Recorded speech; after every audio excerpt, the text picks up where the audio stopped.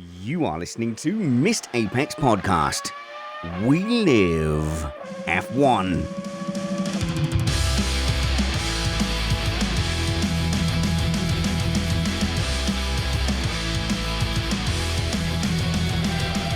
Welcome to Missed Apex Podcast. I'm your host, Richard Reddy, but my friends call me Spanners. So, let's be friends. It's spring break, still.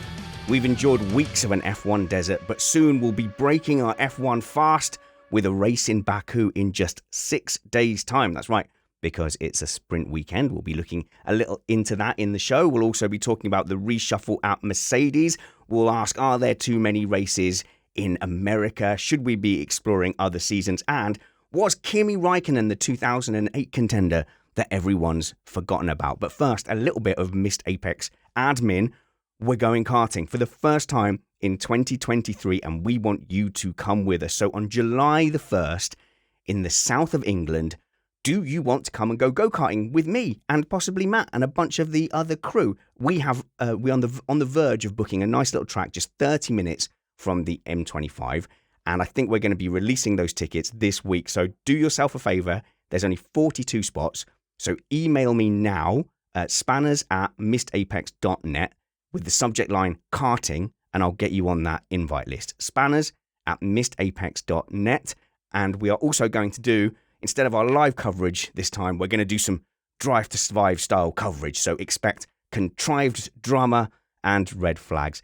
We'll try and do a live recording in the morning as well. But you will get, for your money, 45 minutes on track, which is plenty. That's 3 sprint races and a place in a final. There'll be pizza and chips, and there will be beer afterwards as well. So for your karting and your pizza and chips, I think we'll be looking at about 140 quid. But that's for a whole day of Missed Apex, karting, and a little bit of socializing as well. Now then, we are still an independent podcast produced in the podcasting shed with the kind permission of our better halves. We aim to bring you a race review before your Monday morning commute.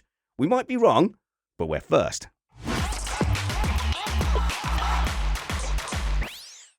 I'm joined in the shed by Matt Two Rumpets. How's it going, Matt?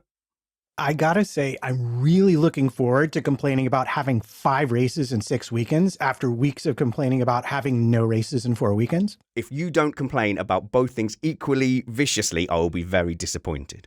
I'll do my best. We're also joined by a kindly vet. It's Chris Catman Turner. How's it going, Chris? Good. I'm in the new podcasting setup in here, and just to mark that occasion, it has now started bucketing it down as you press record. So there we go. Well, we can't hear it, so that's a testament to how posh your shed is. Shed life for the win. Shed life forever. Absolutely loving it. Chris has always been our second Chris, but to demote Chris down to being our third Chris, we have another person called Chris. We've got Christina Mace from Canada joining us. Hey, Christina. Hey. I'm doing good. You're doing good. The Canadian Grand Prix is not far away. Have you booked your ticket yet? I wasn't able to get one, but I very well may just try to bribe people with some maple syrup to get in. You got to go and check out Christina's TikTok channel. She's Christina F1 and is somebody who is introducing and helping newer people through the sport. But unlike certain people who we won't name, the boys, you actually care about the racing and F1, and it's super informative. Zoom, zoom. Welcome to the shed, Christina.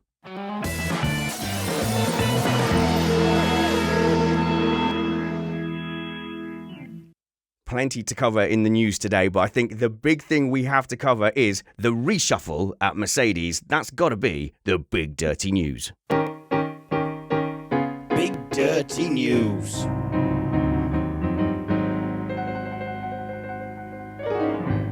So if you cast your mind back to winter testing, when Mercedes were teasing that they'd made steps forward from last season, everything was going to be positive. The one thing I was screaming was, just announce the side pods. Show me some side pods. I thought, they're not going to do that to me, Mercedes. They're not going to come out with a 2022 clone-looking car just painted black, but with no side pods and scaring all the Mercedes fans. Not me, I'm neutral, of course. But they did. They did indeed roll out the size 0 Mercedes again. And even during those first few days of winter testing, when they were looking slow and cumbersome, Mike Elliott was the man that seemed to be the most under fire, not just from pundits like us and on the sofa screaming at our TVs, but it seemed to be internal as well. So Toto Wolff seemed to be openly declaring war on that concept. And Mike Elliott did look a little bit awkward and sheepish in front of the camera. And then indeed, as the opening races panned out and the Mercedes pace wasn't there, the pressure seemed to be not so subtly being pushed on the technical head. And so, Matt, it has come to pass that Mike Elliott has been, I don't want to say failed upwards because that seems harsh, but he's been removed from that hands-on technical lead post and put in a more, promoted into an overall managerial structural position. But it's clear to me that although it's been a productive and honest conversation, they do definitely seem to have gone, it's the concept and it was that guy. Yeah, well, just to get into it and to be clear, it's not the side pods or the lack thereof per se that has been the issue for Mercedes. It's a sort of a long, complicated technical story, which is more to do really, I think, with the floor and the rear suspension and those sorts of elements, as we discussed with Summers on the last Tech Time. But the reality is, Elliott himself felt adrift in this role. And after discussions, Allison was agreeable to coming back and taking over that more hands-on role, really. And Elliott is looking more to the future, the larger organizational structures, things where he feels he has more core competencies. So this was inevitable, but it also, as you point out, hides a deeper tale of disagreement amongst the Mercedes engineering team about the best way to proceed after last season's unhappy result.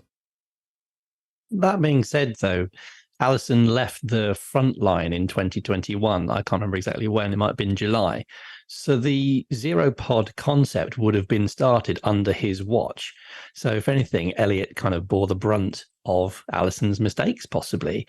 And maybe you could say that they moved away not quick enough because they only realized in February this year that it just wasn't going to work.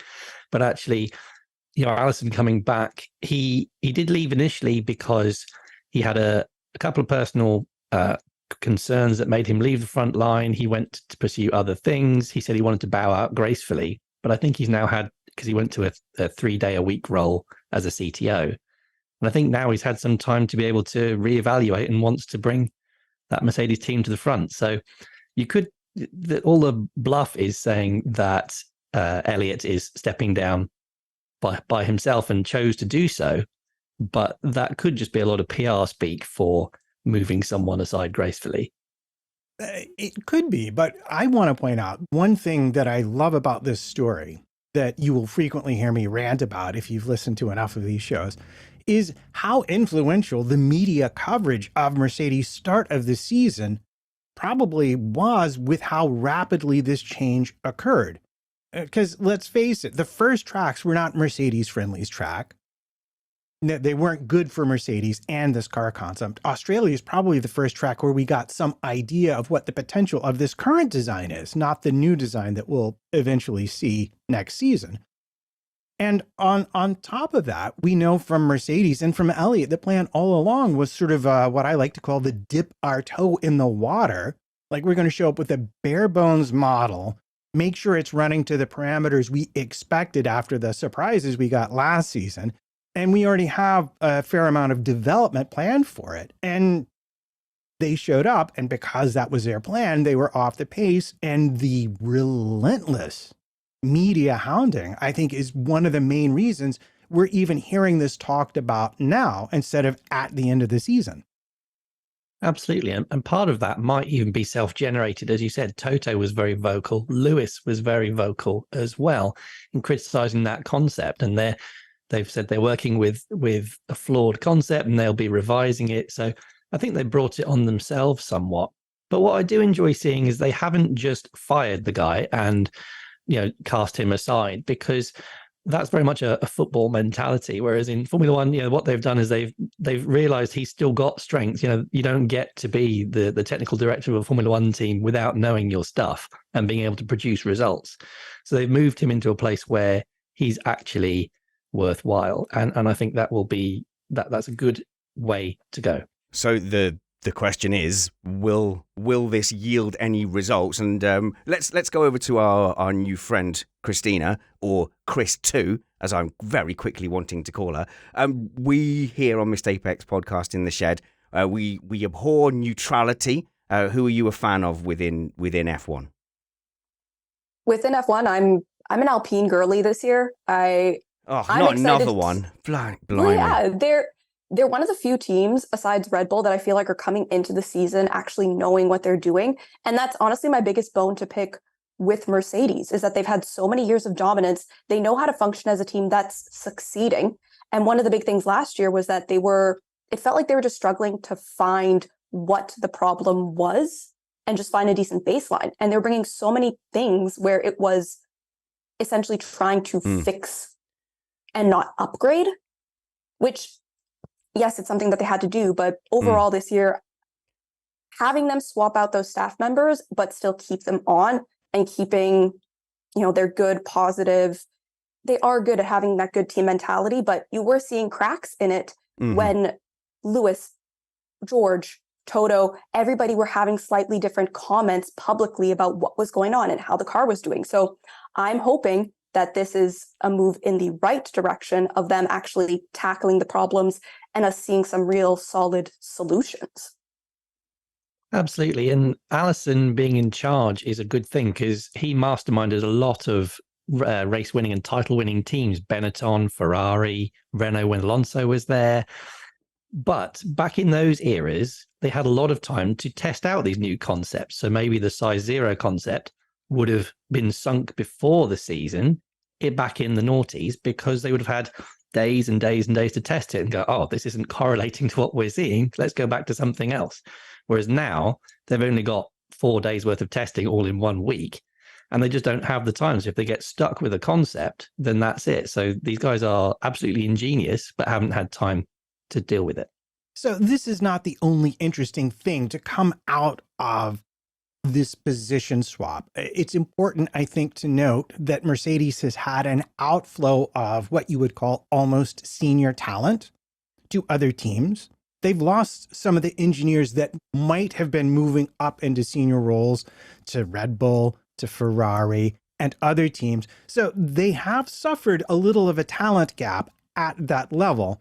But it's also important, and I think this is one of the most interesting things, but that would probably just be me, is that the chief designer, John Owens' role has now been split, and his assistant, Giacomo Tortora, will be taking over a lot of the administrative details for maintaining information about the cost cap. Now, I don't know if you file taxes, but I will tell you right now, as an independent contractor, the amount of work I have to do just to prep for my accountant to be able to file my taxes is pretty time consuming. And this is sort of an interesting place where new regulations are interacting with the team and possibly not helping them out all that much, because we're talking about the chief designer of the car here, spending a lot of time filling out spreadsheets with financial information instead of designing cars. I want to know about how fast they're going to go round in circles. Enough admin, my goodness, and enough cost cap as well. Oh, it is nearly cost cap time, isn't it? When do those figures get announced? Because I can't wait. And as much as, it's not all about the drama, I can't wait to see who stayed within the cost cap in 2022 as well. I'm going to go out on a limb and say that I think that Mercedes, Haas, Alfa Romeo, AlphaTauri, Alpine, I can probably name 9 teams that I think stayed within the cost cap in 2022. But I want to talk about the optimism, coming out of one particular part of Mercedes, and that seems to be George Russell. So George Russell is saying that they have gained more in the last 2 weeks than they did over winter. But as to your point, Christina, about, do they start talking like a team that's stuck in the high midfield and not championship contending? Or do they act like a team that's just about to fix everything and get back into winning ways? George Russell is always very positive and is always like, at the moment now, he's champing at the bit, isn't he? He's going to go, no, it's going to be fine. Everything's going to be brilliant. It's cool. And there's way more interviews like that from George Russell than from Lewis Hamilton. Honestly, it makes sense. George spent how many? 3 years. He spent 3 years in the Williams.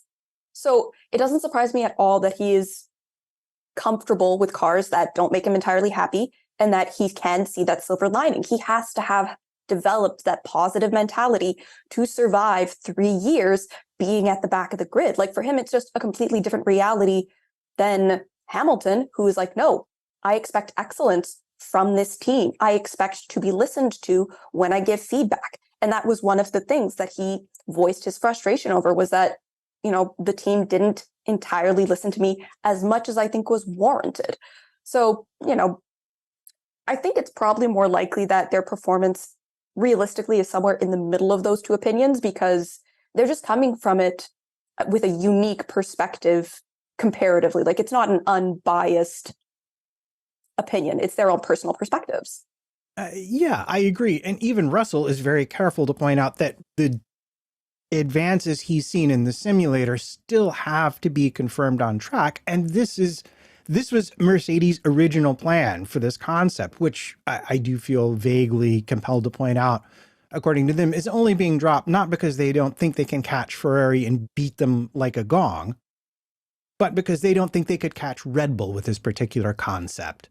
So the only reason we're hearing all of this is because they've decided they can't beat Red Bull at the rate they're going, not because they can't beat anybody else in their current format. And the development path for this car was always sort of preordained. And so it's not perhaps a huge surprise that these advances are coming when one would expect them to, and that they're adding a lot of speed, because after all, Mercedes were always fairly good with their development and with being able to out-engineer problems. One lovely thing about last year was that Ferrari, Red Bull, and Mercedes all had vastly different concepts, and that was so technically interesting. But unfortunately, it's a little bit inevitable that one of them is going to be the dominant package, and they're all going to converge on that. So we're not going to have for much longer, I would have thought. I think Ferrari will go that way as well come next year. So Jose's just said, I know side pods maybe isn't the problem, but maybe just try. Like maybe, do you reckon, in that scene in Happy Gilmore, where Happy Gilmore, he does the dancing down towards the tee and does the hockey style run up before hitting it, and then Shooter McGavin secretly on the practice tee tries it and is all frustrated. Do you think in the practice garage somewhere someone has sneaked some side pods into the Mercedes wind tunnel? Maybe they have. Christina. Yeah, just going back for 2 seconds to the concept of Mercedes being good at upgrades, a huge part of it was also that they were capable of throwing money at a problem. They were able to spend, hire people and spend that money to have their team continuously working. They were able to have as many engineers as they wanted. And this is where the cost cap is probably affecting them more than all the other teams, because they were spending a lot more than so many others. The others are used to functioning under a constraint, whereas Mercedes, they're adapting in a huge way to the cost cap, to new regulations. It's kind of a perfect storm for them to not succeed. Oh man, I can't get the Happy Gilmore out of my head now. What if they turn up in Baku with their side pods and they win, and Toto Wolff comes on the radio and goes, somebody learned to side pod. But George Russell really does look and sound optimistic. The quote was, and I don't know where this quote was from, Matt, but it was an interview. Obviously, it's George Russell. Big changes are incoming. Naturally, you can't get things brought to the car quickly, but I think in due course we'll see some big changes. Asked if he has tried the changes on the Mercedes simulator, he said, we're working really hard on these at the moment. I won't give too much away, and we need to make sure they work as expected, but clearly expecting something positive. But it just so happens that our next news story involves Mercedes and the team that Christina has incorrectly declared fandom for, the I can't believe it's not Renault team Alpine, think that they are going to be fighting Mercedes this season. So they think that Aston Martin is going to be too far ahead to catch, but the Enstone team has not abandoned its goal of reaching at least fourth. and as going to, and I assume that's in italics, Matt, so we're ripping that off wholesale from another website.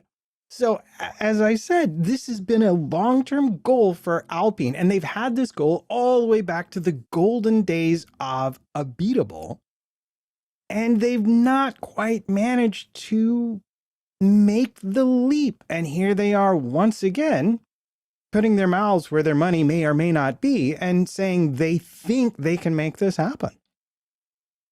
Even the most hardcore fan. Sorry, Matt, where did we take that article from? I don't like to read out quotes and not know where we got it from. I believe the quotes would have either come from the racer or motorsport.com. I'm going to look down at our links and tell you in just a second. Very clever. But surely, Christina, you don't share that optimism. It's wild for them to think they're going to be fighting Mercedes. I don't think it's wild at all. Honestly, in my mind, Alpine are making progress and they're advancing, whereas Mercedes is kind of standing still and trying to figure out where they're going to go. So the big question is, does Mercedes, pick up their big boy pants or big girl pants, whichever one they choose, and actually start making progress? Because if they don't, then yes, I do think it's very realistic for Alpine to catch up to them. As well, Alpine, the first 3 races, we know that they have good pace. We have seen that. The results don't accurately reflect necessarily what could have been good races. Ocon got how many penalties the first time around, but Gasly went from back of the grid to getting points. And then up until that last moment in Australia, both of them were performing well. So we know that that car has pace. It's just they were throwing points away with tiny little things. Well, hang on a minute. Tiny? Well, a wild rejoin and then smashing into your teammate isn't tiny. It's one moment, in a far larger race. Is it a stupid mistake to make? Yes, absolutely. Gasly's starts are probably the thing that are holding him back the most. The number of lap 1 incidents that he's almost or fully been involved in, boy needs to work on that. Like that is his weakest point. I think the moment he gets good starts, he will be fine and will be a lot more successful. But yeah, no questions asked. That was a bad moment. But at the end of the day, it was one moment in how many laps? Wow.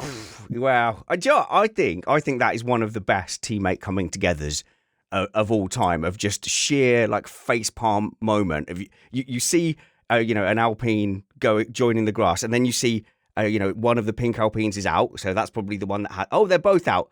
What's gone on there? And then you just see the replay because it's in mid-pack. But, I think that is up there with Singapore 2017, with the Ferraris just inexplicably punting.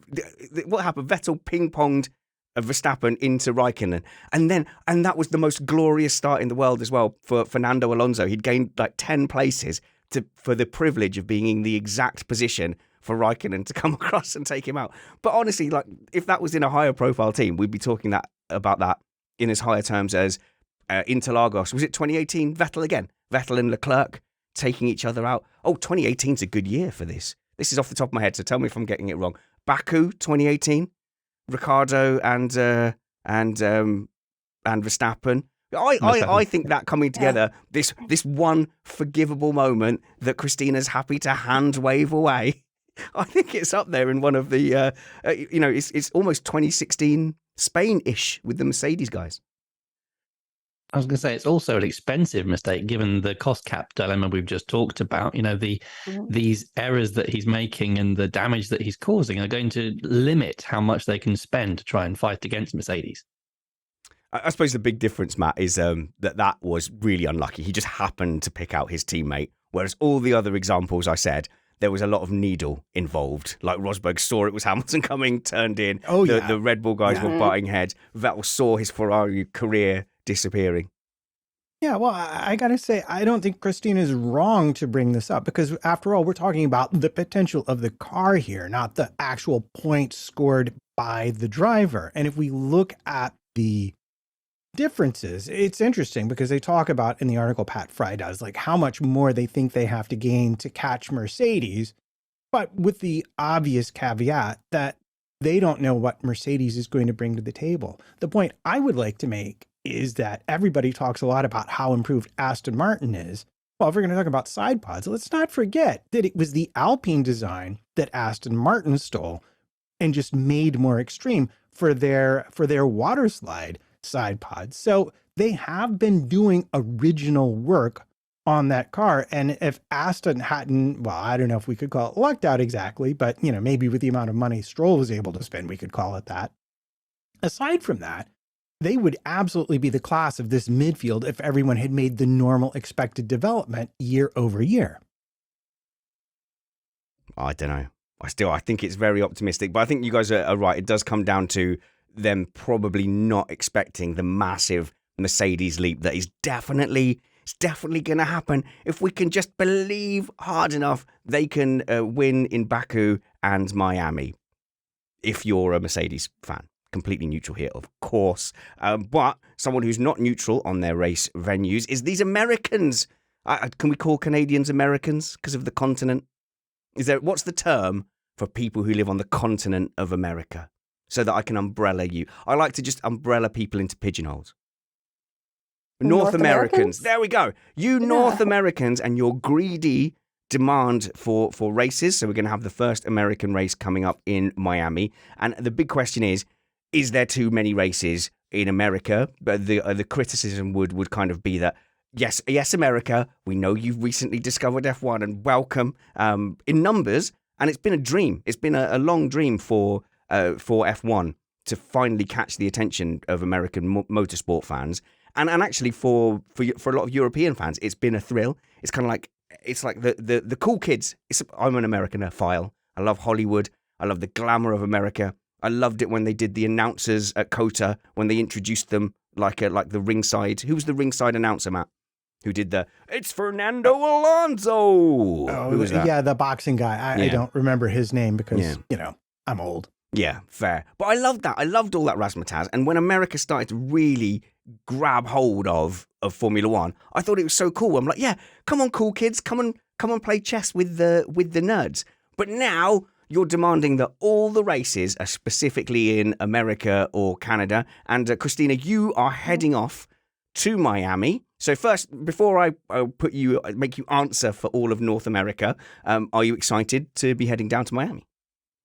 I'm ridiculously excited. I have right here these like custom little Miami shoes that I'm currently stitching together. Oh, you're making Miami shoes? Oh yeah, they're going to say Miami on the side there. Okay, I'm going cool. to put little blue stitching, maybe some palm trees. I exciting. I did exactly the same for Silverstone. I put Northampton. I stitched that into the bottom of my jeans. Equally glamorous.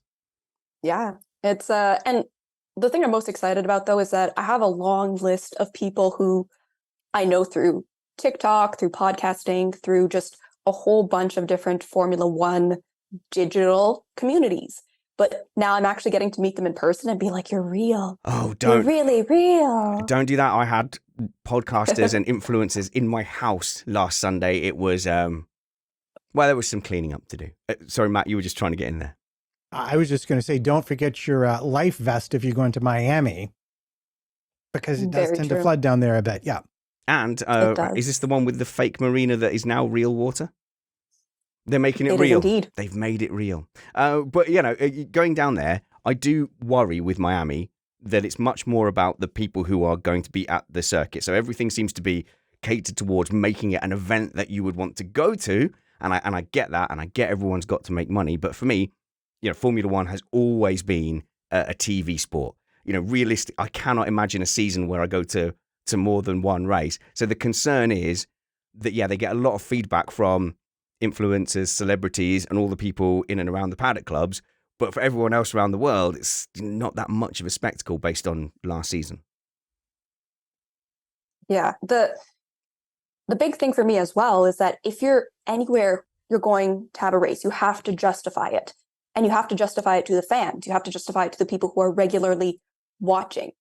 And in my mind, I don't think people would be complaining as much about going into the States if those races were good and were quality. Last year with Miami, we were hearing nothing but driver complaints about the track. Looking at the Vegas layout, it has the longest straight in all of the calendar at 1.9 kilometers, I think it was. Like, it is absolutely massive. So that's the biggest bone I have to pick with it, is that if you're going to come to the States, and the thing is, the States know how to do spectacle. They do that fantastically. So is it going to be an experience for people who actually go to the race, who are there trackside? Yes, absolutely. Is it worth the $5,000 that some people are paying tickets to go to Vegas? Are you paying $5,000? Oh, no, to Vegas, yeah. Yeah, but Miami's not exactly cheap either. No, Miami isn't. It's not cost effective, that's for sure. But I've been planning to go on a massive vacation since I was graduating, and then COVID hit. So now I have a very treat myself mentality, and I'm not going to look at the bill until I have to look at the bill. And also, if you're coming from like Vancouver side of Canada, that is very much like a summer holiday in Miami. You might melt. Never. Matt. Well, what I love about this is, the complaint is always that somehow the entire continent of North America, which is easily as large as the entirety of Europe, has almost as many races as Europe has. That's so unfair. And while your point about quality is well taken, I mean, Singapore was hardly, outside of crashes. It's not like always the most exciting race ever, nor is Monaco. Let's admit it. I think there are even some other people on the panel who'd agree with me about Monaco. I'm literally not watching Monaco this year. Do you remember I vowed last year if they kept Monaco on that I wouldn't be part of the race review? So I'm going to stick to that. I'm going to have a week off. We're going to have Jono or Antonia lead that one up with you, Matt. Sounds good to me. I'm looking forward to it because qualifying's always worth it, even if the rest of the race underperforms. But these races aren't just races. They're excuses for rich corporations to do lots and lots of business. So these destinations, Vegas, Miami, Singapore, Monaco, in certain ways, they're less about the racing of Formula One, although that's there, and a lot about the business of Formula One. And I would argue there, being in Miami, those parties, you get those invites, you go to the Red Bull party, man, you are having the bestest of all times. It's just an expensive disco, as far as I can tell. Oh, but that was such an old man thing to say. It's just loud noises. How old are you? Sorry. Old enough to remember standing on the wall at a disco, not dancing. But yes, I think we could go even further than that. So if you did a race per time zone, because there's 24 time zones, that's kind of how F1 wants to go to 24 races. So that would mean that there'll be 6 in the USA. We could break into some new markets like Africa and Greenland, for example, and we could have some interesting parties around the world. So, okay, I want Americans to stay as Formula One fans to the level that they have been. And if I look at, for example, our podcast statistics, the single biggest group of our listeners now is Americans. So I want that to stay. I want that to remain. But I have, let's be honest, it's not established. At the moment, we are dating like the prettiest girl at the prom at the moment. And it's great. But, she's very popular. She's got a lot of options. So I don't know if that's a long-term thing. And, I don't want to seem all needy saying to America, are you hanging around? Are you going to be F1 fans in 10 years? I hope so. But with all these new tracks so quickly, it's like we've bought a down payment. We've put a down payment on a mortgage for a relationship that, well, we don't know. We don't know, Matt, if this is a serious thing. Is there a ring? Is there a ring anywhere? Who needs a ring when you can start rumors about pop stars and F1 drivers? Oh, yeah, I forgot. I was going to dedicate this entire show to the rumor that Fernando Alonso is dating Taylor Swift. Does any of the panel have any input on that rumor? No. I saw the first tweet that it originated from. Is it just someone tweeted it and now everyone's talking about it? Yes. It was a tweet of someone being like, they became single at the same time. How amazing would it be if they dated? Okay, good. And it's a joke that's gone too far. It's genius. It is genius marketing, and hats off. Like I've seen it came from an Instagram story, people talking about it was written up in Spanish magazines. It doesn't matter. All that matters is I put the proposition to my wife and she was like, wait, what? And another hour of internet was lost as the origins of this rumor. Yeah, no, this is exactly the thing. And no, you're not going to lose your American audience that quickly. We're not going to just get fascinated with a new bright, shiny object. Do you promise? I've been lied to before. How dare you? Remember when Germany used to love us? Where are they now? Yeah. Well, see, the point I would make is look at us. We have finally just gotten an American driver, and look at how many people were watching despite that. In Germany, they're like, oh, no German driver? We're bored. Goodbye. Yes. So no, I think most of your American fans will stick with it. But I agree. We should be expanding to Africa and any other market that has races at a time that doesn't mean I'm awake at 3 a.m. to see the finish after 17 red flags. Sorry, Australia. It just had to be said. So, okay. So my fear is too many, too fast. If you look at the European tracks, we've had, a long time to sort of trim it down and cull and adapt. And there's been a kind of an evolution of which tracks the F1 goes to. And Monaco aside, I don't know what kind of cursed painting or what kind of bribery. Someone's got photos of someone in a compromising position. I don't know why Monaco remains as a Grand Prix circuit. But that aside, you look at the classic European circuits still on the calendar, and it's really hard to argue that it's not high quality, bespoke, designed for single-seater racing tracks. Silverstone, Spa, Hungaroring, even Barcelona, which is looking a little bit cramped now. That is still, a classic, a mega track. If you're in a rush to kind of cash in on the new American popularity, you've got COTA, which is a quality track, and Montreal, which is probably the best street circuit on the F1 calendar. But then you go to Miami, you look at the likes of Vegas. If they want even more races, it's not going to be a bespoke grade A circuit. They're going to look to go into cities. Street circuits are trash for racing, and I just feel like if they pump it up, they're going to build up the excitement, producing these below quality racing excitement street races, and it's going to be a castle built on sand. And that's not what I want for America. I want America to, embrace it properly and be patient and have enough of a substantial and sustained following to go, let's build more COTAs, because the Circuit of Americas is one of the best tracks on the calendar. There, I've been yelling stuff for a while. Matt, you yell stuff now.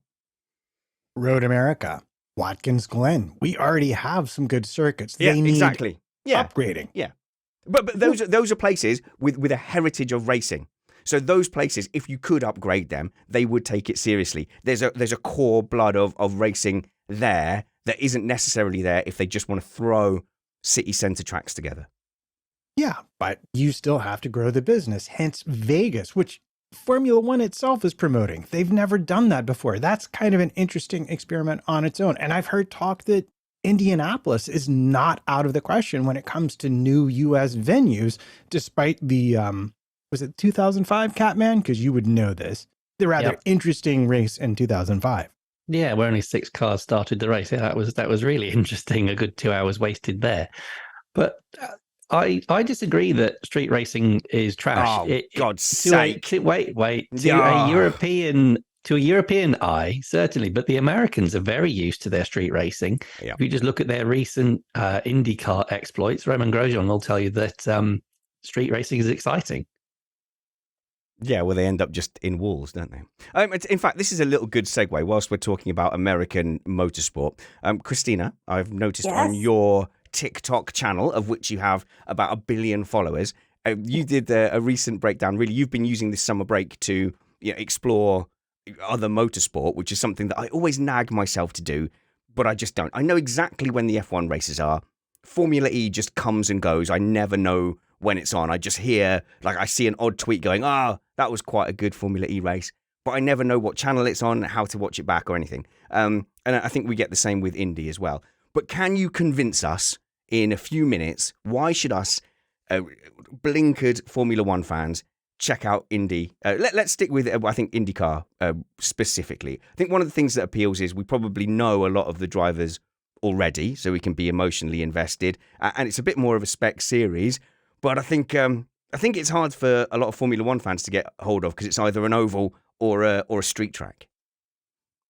IndyCar, the number of overtakes that you're going to see in a single race will sometimes be more than you will see in an entire F1 season. Or that might be me exaggerating a little bit, Probably not. but the sheer number of overtakes you get in IndyCar makes it worth it. You're actually seeing racing. And again, because it's a spec series closer to, you don't actually have a car that's making a runaway for it.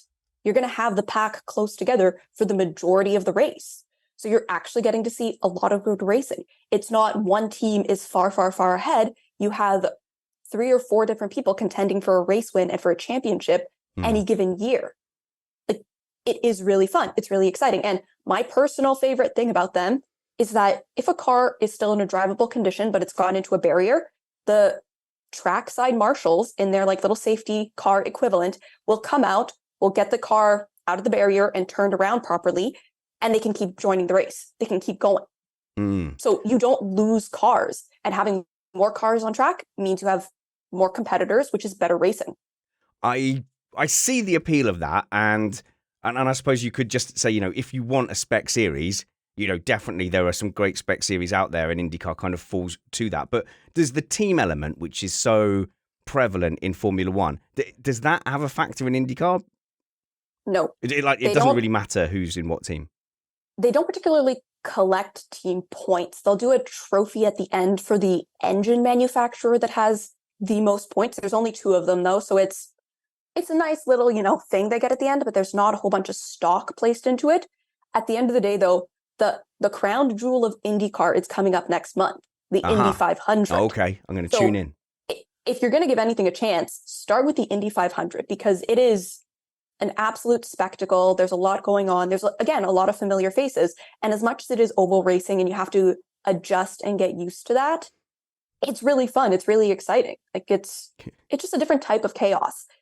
So it is interesting across the generations, because we probably span 3.5 generations here on this panel. But to hear you talk about overtaking as like a feature, it's got more overtaking, so that must be better. Whereas the likes of me and Catman, maybe some older European F1 fans, Catman, if we watched F1 for the overtaking, we'd have stopped watching F1 a long time ago. Anyone who sat through the 90s, you go, there was an overtake. Oh, I was napping for that overtake. I know, and they often didn't catch it on the replay either, so you'd basically miss the one exciting thing, or the ITV era being an advert. One thing IndyCar has got right is the push to pass. So when F1 DRS, it just provides easy overtakes, whereas push to pass, I think, is it 10 pushes that they've got that they can use through the race, or is it 20? I can't remember. But they can deploy them attacking or defending when they want to. So it's absolutely awesome, and that's what F1 should do. It's not just overtakes. It's the fact that they are quality overtakes. You're talking about cars that are separated by, we talk about the delta to overtake in Formula One as being 1 second, 2 seconds sometimes. I have to be that much faster or I'm not going to make this pass happen. DRS has helped that some. In IndyCar, you're talking about cars that are separated by thousandth of a second, and all the overtakes are going to be quality. The tire strategy, there's fuel strategy that all plays into it. And then, as you say, there's also the strategy with push to pass. And more of it is in the driver's hands. The cars and engineers can and do make a difference, along with the strategists. But so much more, it's much more 50-50 between driver and team than it is in Formula One, where it's about 99% car and 1% driver. Oh, I don't think... Do you know what? I'm not going to have that argument. I don't think it's quite... It's not that much. I think, look, definitely the team sets the overall position of the car, but you can't say a driver doesn't make a difference in Formula One. You can name a million teams over the last 10 years where there was clearly one driver that was getting results and a driver in an identical car, didn't get that result. So I just think, what did you say, 95? I think that's a little high. I think, okay, I will cite 2017 as a season where Lewis Hamilton or Max Verstappen or Fernando Alonso in that Ferrari. Yes, you caught me. You hooked me in. There was a number of drivers who would have won that 2017 championship in that Ferrari. The driver can make a difference. It's not 95%. Catman. Git. It's also down to the aerodynamics in IndyCar as well, in the fact that they're not so heavily reliant on aerodynamics means that they can follow and they can overtake easier. So as you said, Matt, it's all about pure overtakes rather than manufactured, and that's why I absolutely love IndyCar. But Christina, don't they love a little bit of a manufactured competition caution? Much in the way that F1 is now going down that route. Yes and no. I mean, IndyCar this past weekend, they had their practice run at Indianapolis for the Indy 500, and one of the drivers got released and bumped into one of the other cars, and they just had a nice little apology on Twitter. They were just like, sorry, man. And he was like, it's all good. Your crew chief already came and apologized to me. So yes, they have drama, and yes, they have tense moments, but they also travel together and they all live together in the same buildings a lot of the time in Indianapolis. So that friendship and that sense of community, I think, is also just a little bit different, especially because they're not necessarily directly competing with their teammates in a lot of the same way that they are in Formula One. I think you're mistaking IndyCar with NASCAR, which is the WWE of racing. Me? You think I'm doing that? Oh, okay. Sorry. Oh, not sorry. So it's NASCAR that's got the reputation for the competition cautions and everything like that. I'm sorry, IndyCar. I apologize, and I will. What's the event that I'm tuning into? The Indy 500, and that is Indy when 500, yes. in April, May. In May, yeah. The whole month of May is the IndyCar month, and they do have a documentary that is coming out this Thursday, I believe. The hard part is that it's only available on the CW. So if you're not in America, you have to be sneaky. You have to break the law. Okay, someone explain to me how to do that. Matt?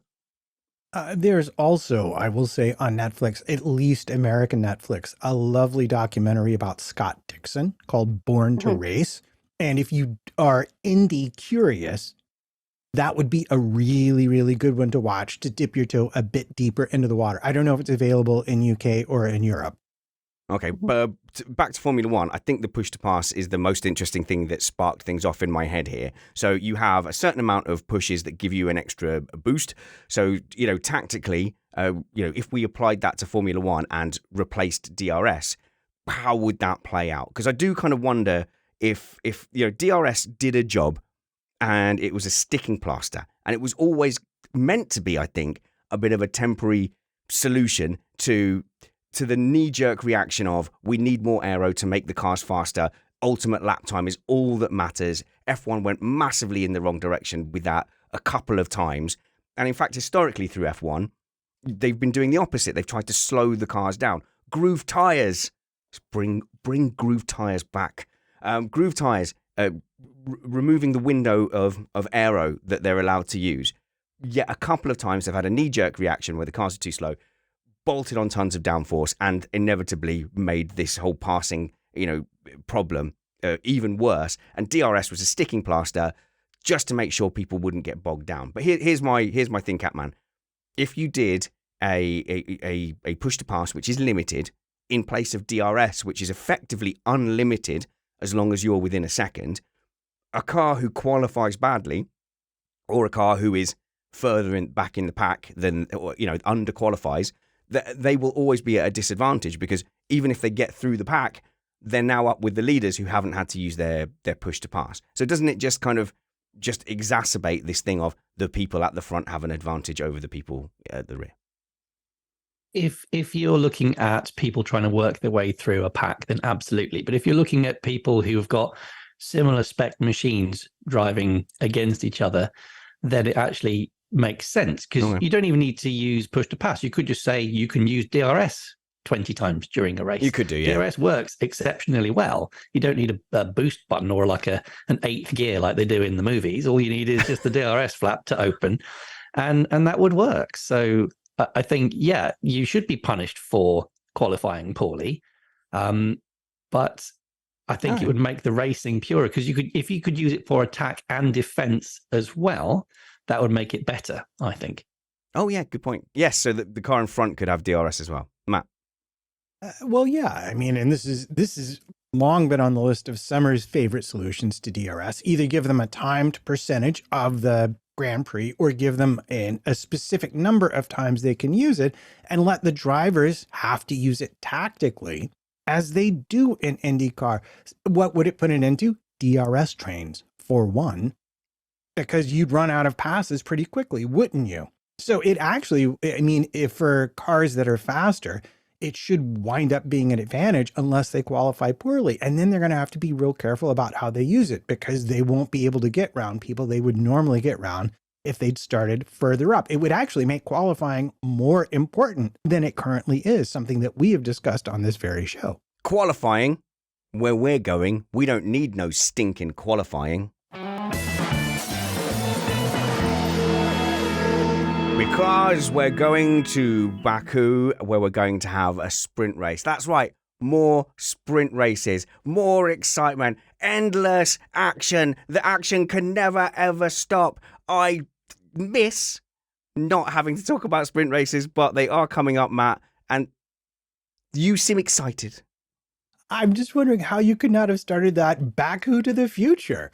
Oh, How could you have missed that? Baku Okay. to the future. The sprint race is here. Uncle Steve, we're going to have to edit that in post. Sorry. So, Baku to the future, where we're going, we don't need no stinking qualifying. But look, Sunday was a time that I could say to my family, I'm ring fencing it. There's basically a barrier mentally around Dad and the TV, and you do not intrude this space. And for 2 hours every few weeks, that arrangement worked well.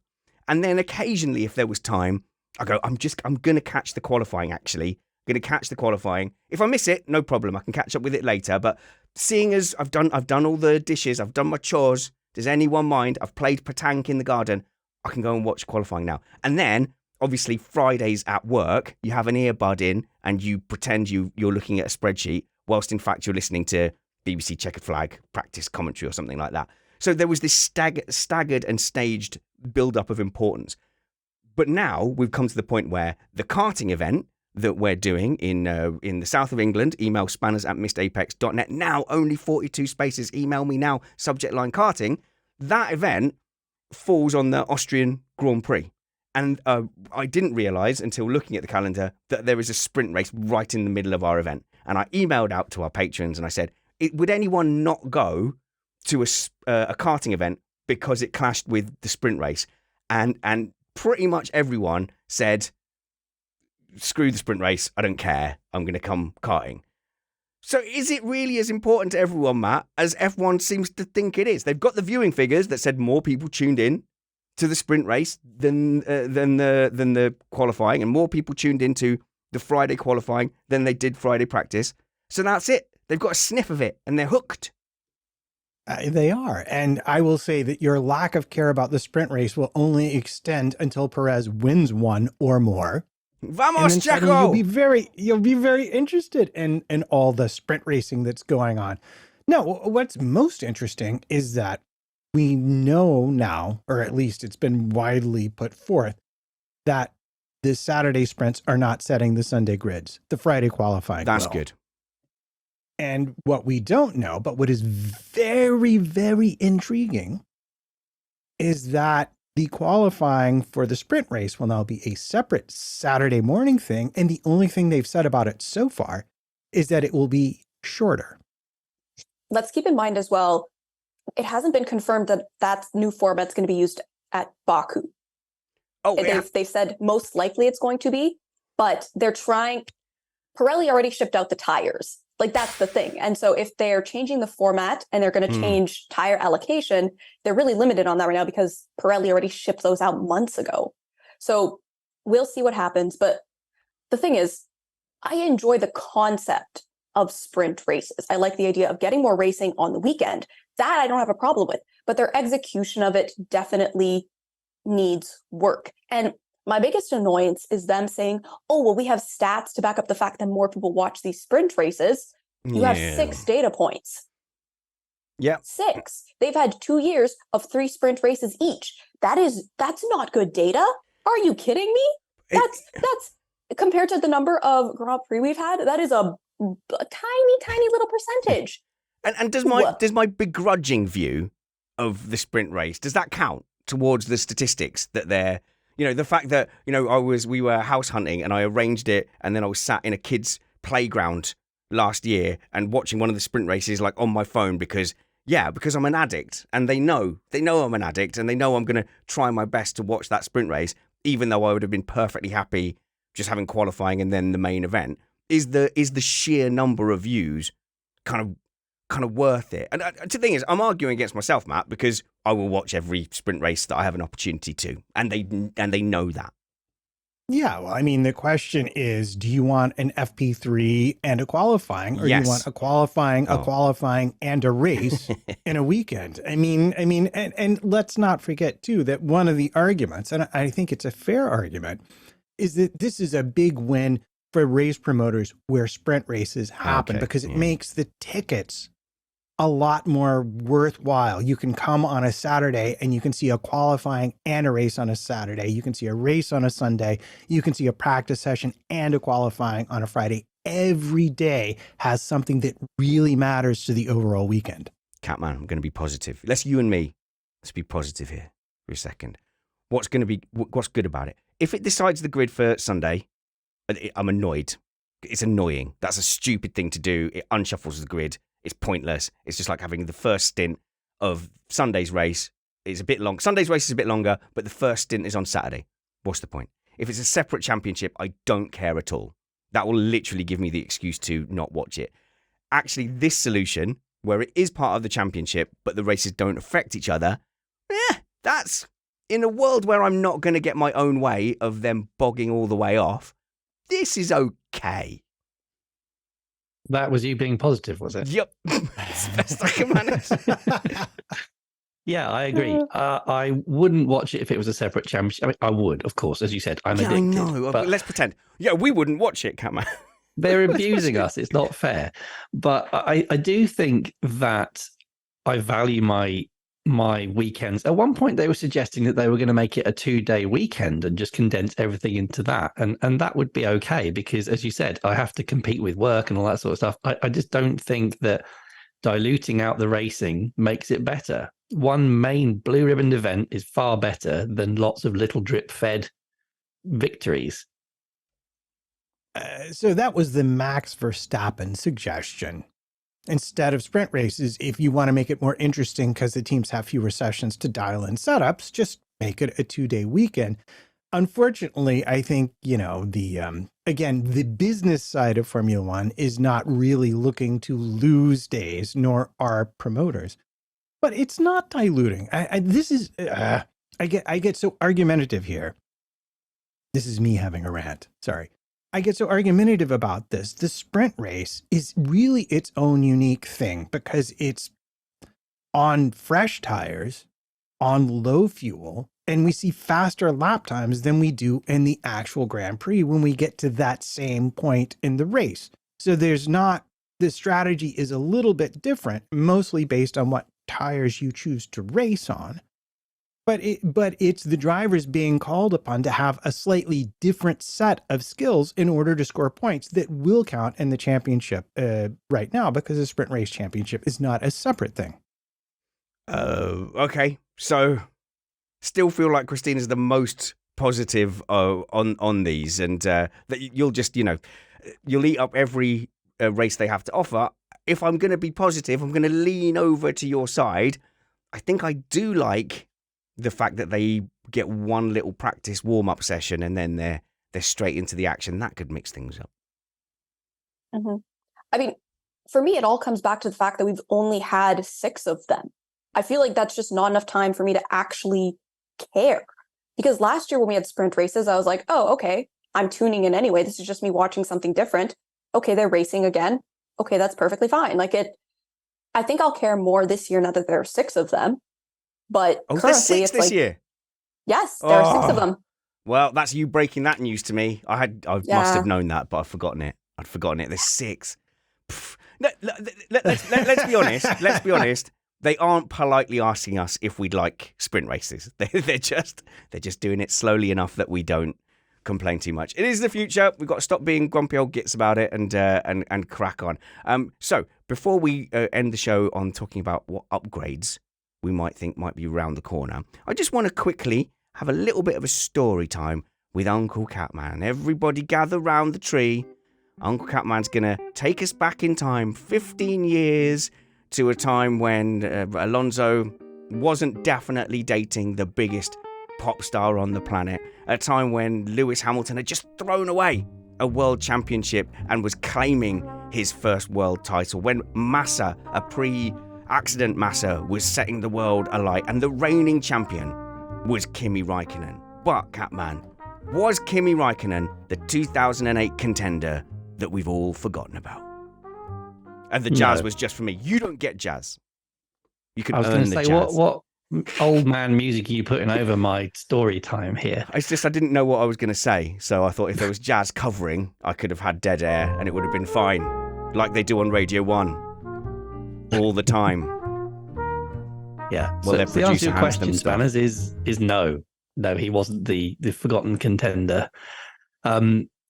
Everybody, it's been brought up recently with Felipe deciding to relive his past trauma. I think it's healthy to relive your past traumas, but maybe, now's the time to let them lie. We said we wouldn't talk about it, but basically it came to light in a Bernie interview, and Bernie's always seems to be motivated to, Bernie Ecclestone, to say things, frankly, that denigrate and put down Lewis Hamilton. It's a barely disguised agenda. But he said, we knew in season that at Singapore, the Nelson Piquet Jr. had been told deliberately to crash to allow Fernando Alonso to benefit from the safety car and win the race. And then everyone said, well, given that knowledge, that race should have been cancelled and Massa should have been declared world champion. And that's why 2008, I think, is back in everyone's consciousness.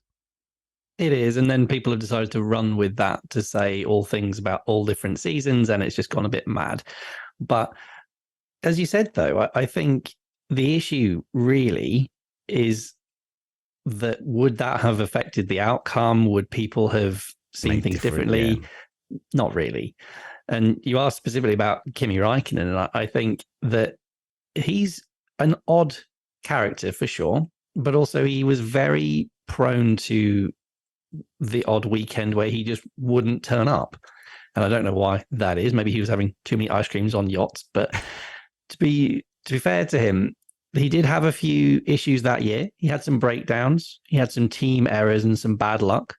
But the Ferrari that year was very difficult to drive. It was very fast, but very difficult to drive. And he crashed 7 times during the season. Ooh, unforced errors, because I know there was, obviously there was a crash that I posted about on Twitter where in the Montreal Grand Prix, and the question that someone had asked on Twitter was, what's the dumbest thing your favourite driver has ever done? And straight away, it's Lewis Hamilton just smashing into the back of Kimi Raikkonen in the pit lane when there was a red light. And Kimi Raikkonen just very casually got out of his car, stood up, pointed at the red light, and walked away. So that's the level of his fury at that. But that's what led me to think, not all of those incidents were his fault. Absolutely. And he did have a few instances of bad luck with that. He had problems with the safety car in Australia. But overriding for me was his crashes. He crashed a lot when it was wet. As I say, that was a year when they just had taken traction control off the car. So both him and Massa, I think, really struggled to adapt to that new regulation change. And he crashed a lot. He had very poor qualifying, which meant that he had to really race through the pack a lot of times. So he was constantly much further down the pack. He just couldn't make the same of the package that Felipe Massa could.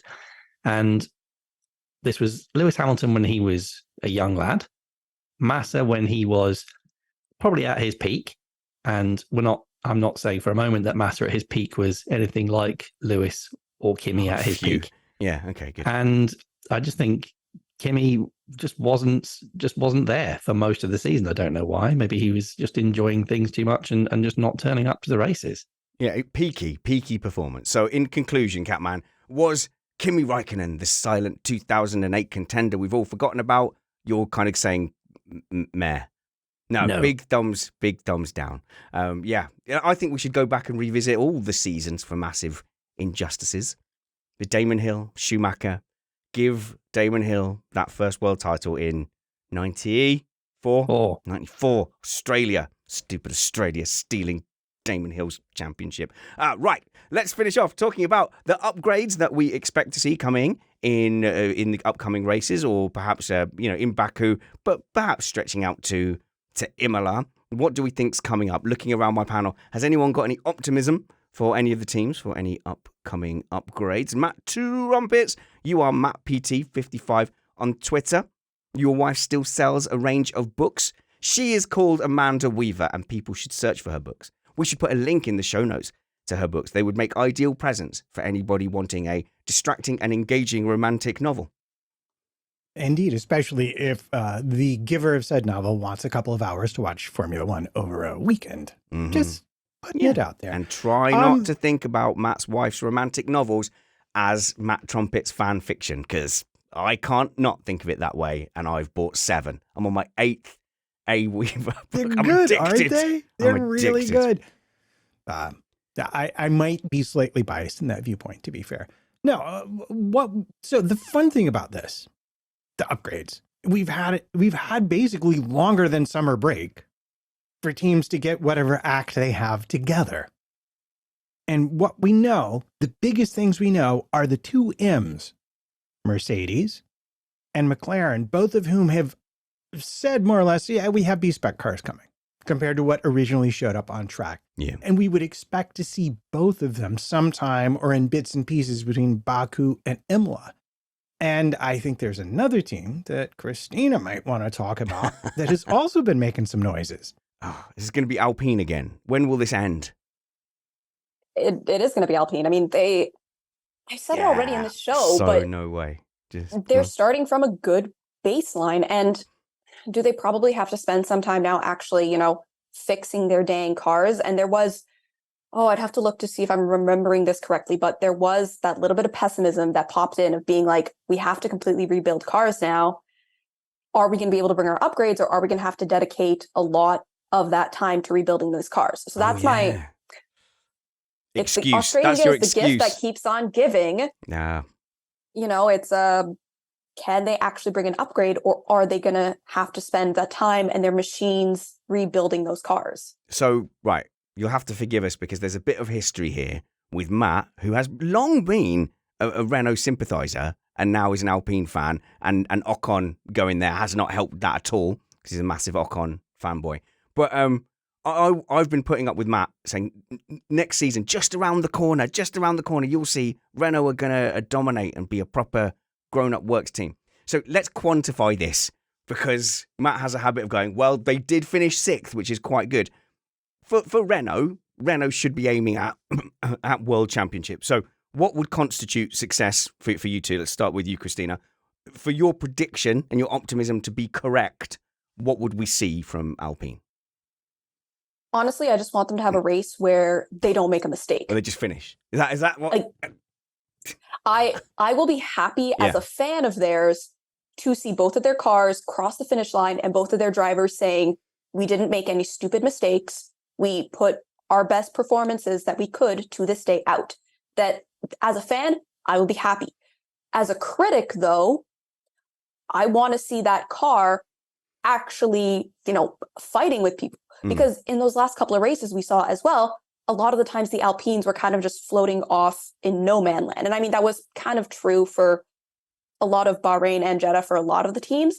But, Australia, we got a peak of Gasly actually holding off some of the faster cars, actually competing with them. So I want to see that competition come back. As a critic, that'll make me happy to have them have a car that actually goes wheel to wheel with someone else.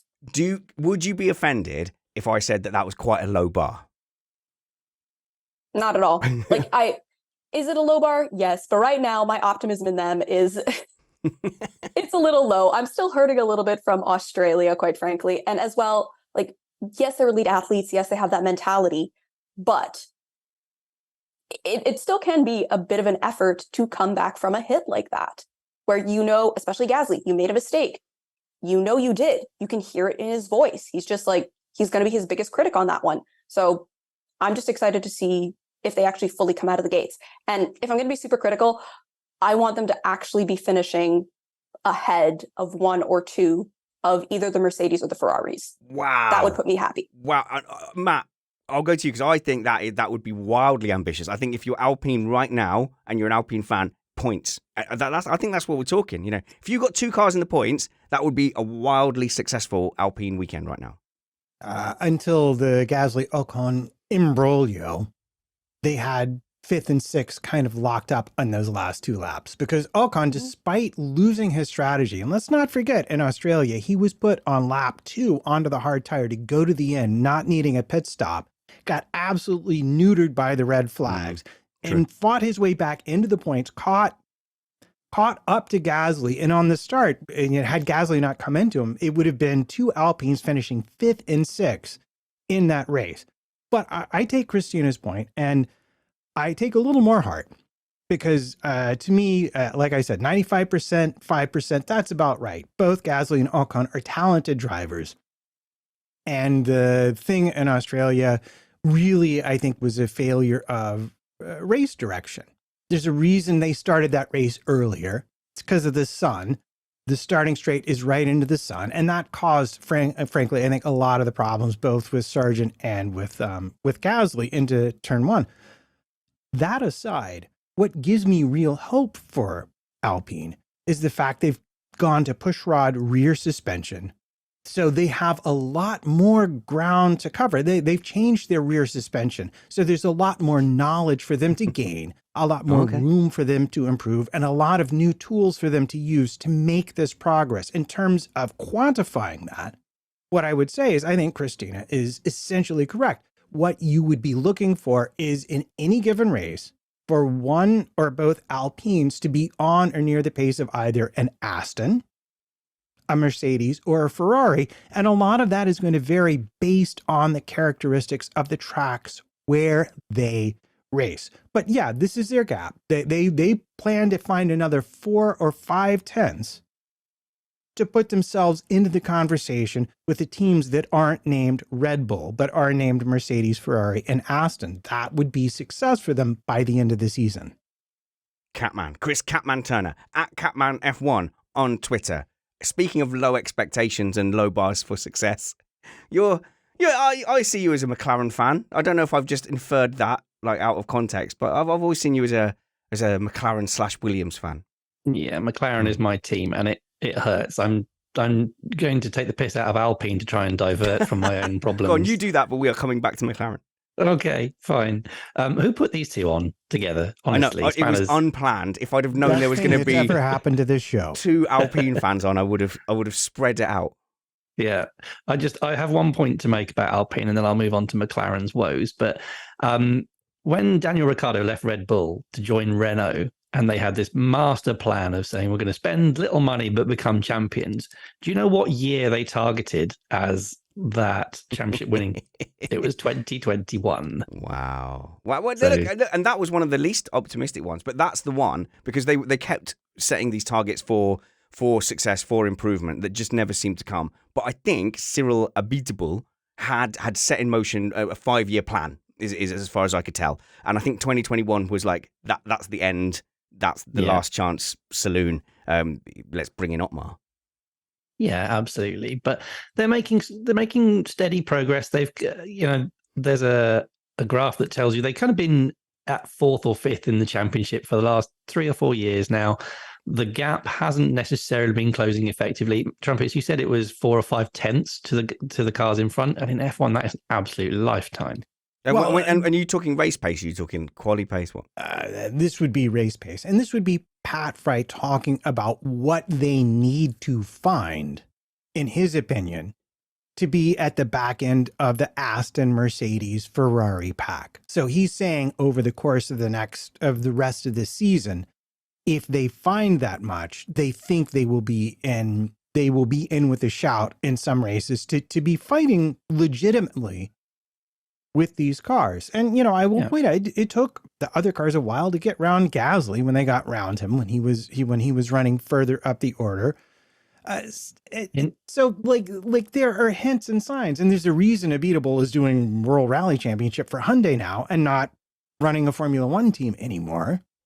So the potential exists. I'm not saying it's going to be a mented reality because that would be foolish of me.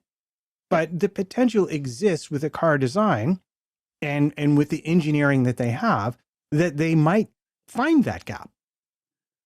And there's quite a gap back to McLaren, isn't there, Catman? Oh, yeah, I hadn't forgotten about it. I was reminded earlier, Catman, I was reminded earlier of the size 0 concept. So we were talking about Mercedes, no pods, and I remembered the McLaren size 0 and went and did a little bit of a digging on it. And it was 2015. They came out with this real tight package, and it was a year after they declared, you can't win the championship if you've got a customer engine. We're not going. They weren't even the second best Mercedes team. Williams were beating them at the time, and they just kept making these radical choices. We've got to be different. We've got to be wild. We've got to be crazy. Size 0. They came out with the flappy, cooler things on the back of it was like a giant parachute that quickly got abandoned, and it just felt like they kept having to play a wild joker, and that was the thing that was going to get them back on top, because in 2015 they were still a top team that were just having a little dip. That dip's gone on, an awful long time. What I'd like to see from McLaren, and I'm sure you would, is just getting the fundamentals right and getting back up there to being a championship team. Absolutely. And unfortunately, they've lost the guy who I thought could do that. Andreas Seidel has moved on to the Audi project. So I think he would have been the guy to have done that. As we said earlier on, I think teams need stability in their technical department to be able to produce a decent result.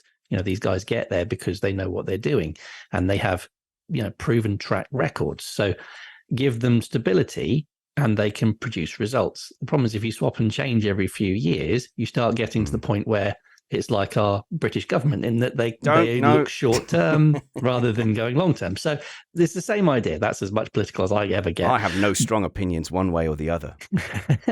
So, yeah, unfortunately for McLaren, I do think that they are in a bit of a problem at the moment, and they're only going backwards. I alluded last time that I think that the relatively naive driver pairing might be responsible for that, and I do think that's the case.